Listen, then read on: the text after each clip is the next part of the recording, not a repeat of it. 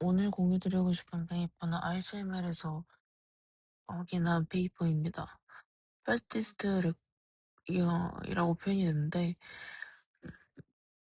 이 페이퍼에서 사실은 핵심적으로 다루고 있는 부분은 유저 선호를, 그러니까 벡터 하나, 포인트로 이제 확정하지 말고 분포로 다루자는 건데, 제가 어쨌든 보고 있는 유저 프리퍼런스 모델링의 문제의식과 좀 겹쳐지는 부분이 있어가지고 보게 됐습니다. 다만 저도 레코멘데이션 시스템을 깊이 아는 것은 아니라서 오늘은 좀 모티베이션 위주로 설명드리게 될 것 같습니다. 먼저 맨 왼쪽 그림 보시면 이제 스튜던트 시스템에서 레프레젠테이션이 어떤 역할을 하는지 좀 설명드릴 수 있을 것 같은데, 초록색 혹은 하늘색이 이제 아이템이라고 보시면 될 것 같고, 붉은색으로 표현된 게 이제 유저입니다. 그래서 얘네들을 다 같은 스페이스에 배트를 뿌려놓고 좋아하는 아이템은, 그러니까 지금 여기서는 하늘색이겠죠? 그래서 하늘색 그 아이템이랑은 유저가 가깝게, 아닌 거는 이제 멀게 위치를 이제 조정해가는 게 이 레프레젠테이션을 학습하는 방식이라고 보시면 되겠습니다. 이 신선은 유저 스페이스에서 결국엔 이제 그 유저가 스페이스에서 포인트 하나로 표현이 된다고 보시면 될 것 같은데요. 이 학습을 하려면 이 시스템의 관점에서 볼 때 모든 유저의 이제 뭐 클릭이나 뭐 아니면 시청 기록 아니면 뭘 샀는지의 기록이 서버에 모여야 된다고 볼 수 있겠죠. 근데 이제 유럽 쪽에서 프라이버시 규제 이런 게 이제 좀 생기니까 이런 방식 자체가 어려워지게 되는 거고, 그런 이유에서 이제 페더레이트 방식의 추천 시스템이 나온다고 보시면 될 것 같아요. 근데 이제 이렇게 해낼 때 데이터 자체를 이제 모델로 가져오는 게 아니라 데이터가 있는 엣지 디바이스로 보는 상황이고, 그렇다고 했을 때 유저를 관찰하는 디바이스는 그 모델은 그 모든 유저의 정보를 볼 수 있는 게 아니라 자기가 보고 있는 그 유저 하나의 목만 보고 유저가 이제 어떤 사람인지를 추정해가는 어려움이 있는 것 같아요. 그러니까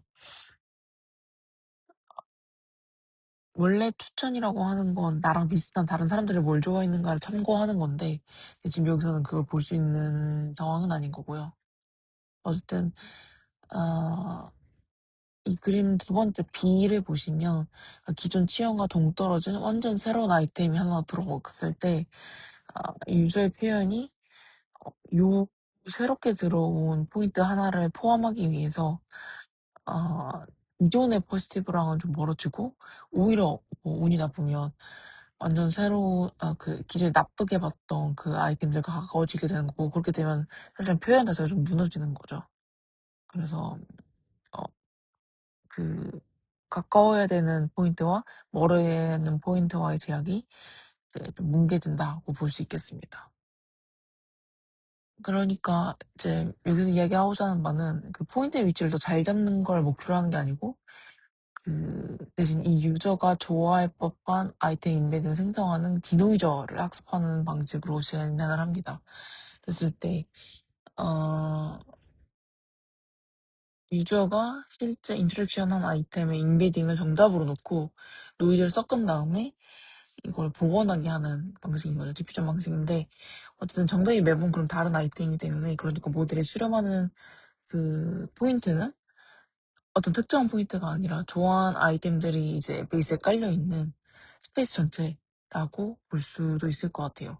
그럼 이제 아까의 문제가 좀 사라지는 건데, 멀리 떨어진 어떤 선호하는 포인트들이 있더라도 생성할 때 다른 샘플이 이제 클러스터에 담당하면 되니까 점 하나가 뭔가 어중간하게 위치 잡으려고 노력할 필요가 좀 없어지는 상황이라고 보시면 될 것 같아요. 그래서 이걸 어떻게 구현했는가, 어떻게 학습했는가를 말씀드리면, 표준 DDPM 위에 이제 포인트들을 세 가지 정도로 얹어 보게 되는데, 첫 번째는 노이즈 좀 딥할 때는 당연히 유저에 대한 이제 인포메이션이 없으니까 노이즈에서 복원할 단서 자체가 전혀 없고, 그래서 이제 노이즈랑 관련 없는 유저 카테고리의 소비 비율, 그러니까 선택지 자체를 매 스텝마다 넣어주는 상황이라고 보실 수 있을 것 같아요. 그리고 이제 두 번째는 디노이즈를 페더레이트하게 학습할 때 말씀드렸던 것처럼 서버에 올려버리면 내 취향에 대한 정보가 밖으로 나가기에 이 프라이버시 문제가 되고, 통째로 그냥 두면은 이제 배울 정보가 없어지니까. 그래서 이제 글로벌한 디노이저, 그리고 퍼스널라이즈된 디노이저, 이 두 가지를 구분해서 이제 맨 오른쪽에 보시는 것처럼 구분해서 이제 디노이저를 나누게 되고, 그리고 이제 마지막으로 인프런트 시장을 보시면 될 것 같은데, 무작위로 노이즈 팩트를 넣어주는 방식으로 이제 확인을 하는데, 이때 분포니까 이제 포인트를 5회 5개 샘플링하는 방식으로 해서 답을 내게 됩니다. 결과는 간략하게만 짚으려고 하는데, 어쨌든 이 제안은 기름 방법에 붙이는 방식으로 진행된다고 보시면 될 것 같고, 그랬을 때 4개의 이제 제안한 데이터셋에서 전부 개선이 확인됐다라고 하는 부분 정도만 말씀드리려고 하고, 이제 어, 제가 좀 보려고 했던, 유익하게 봤던 부분이 건데, 유저를 이제 기록량 기준 4개 분위로 나눠서 포지티브가 네거티브보다 낮은 점수를 받는 랭킹 바이올레이션을 쟀다고 해요. 그랬을 때 이제 모든 구간에서 최저인데, 그 계산폭이 가장 큰 곳이 이 기록이 적을 때입니다. 그러니까 이 에비던스 자체가 적을 때 분포 표현이 유리하다라고 하는, 뭐 사실은 이 페이퍼의 모티베이션이랑 가장 정합하는 결과를 보여준 것 같고요. 제가 테이크어웨이로 가지고 오고 싶은 부분은, 어쨌든 제가 레코멘데이션 시스템을 잘 알았던 건 아니어서 조금 낯설긴 하지만, 아무쪼록 유저 표현을 위해 디퓨전 방식을 활용해서 해볼 수 있다는 부분, 이 조금 제 스스로에게는 가져갈 수 있었던 부분인 것 같고, 어, 디노이저가 어쨌든 뭐 분포라고는 하는데, 어떤 디노이저의 그 암시적으로 존재하는, 그러니까 모델 안에 존재하는 상황이라고 보시면 될 것 같아요. 다만 이제 약간 어려운 점이라고 생각되는 부분은, 그 디퓨전 학습할 때 결국 보는 부분은 익스플리시트하게 존재하는 그 유저가 뭘 샀었는지, 뭘 선택했었는지에 대한 카테고리, 빈도입니다. 그렇기 때문에 이 부분이 어쨌든 사람 손을 탄다든지 뭐 아니면 데이터로 존재한다든지 하는 부분인 것 같아서 조금 이게 좀 무거운 것 같다고 생각하게 되었습니다. 네, 공유드리고 싶은 내용이 여기까지입니다.